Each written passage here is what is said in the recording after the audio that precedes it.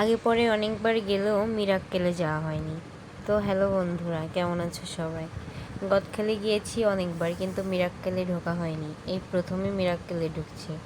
মিরাক্কেলের বাইরে যে ছবিগুলো আঁকা ছিল, প্রিন্ট করা ছিল, তাই সেগুলো দেখলেই বোঝা যাচ্ছিল যে ভেতরটা কত সুন্দর হবে। তো ওইভাবেই টিকিট কাটলাম। একটু কড়া দামে টিকিট বেচতেছিল সে, 30 টাকার টিকিট 40 টাকা করে বিক্রি করতেছিল। তবুও নিয়ে ভিতরে গেলাম। আর ভিতরেতে দেখতেই পাচ্ছ কত সুন্দর একটা ভিউ। সব জায়গায় ফুল আর ফুল, ফুল দিয়ে এত সুন্দরভাবে ডেকোরেশন করেছে যে মন ছুঁয়ে যাবে।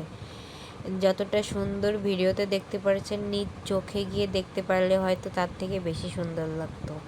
আর ভিতরের ঝর্ণাটা সবাইকে একটু বেশি আকর্ষণ করে। আমিও হাঁটতে হাঁটতে আগে ঝর্ণার কাছেই গেলাম। আর পাশে যে দেখতে পাচ্ছ ছোট বাচ্চা, ওটা আমার ভাগ্নে হয়, আয়ান।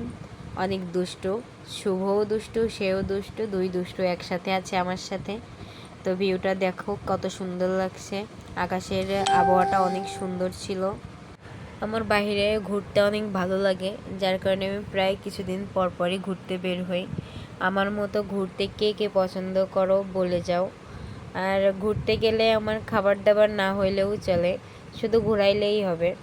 মানে ঘুরতে আলাদা একটা ভালো লাগা কাজ করে, বাইরে বেরোইলেই ভালো লাগে।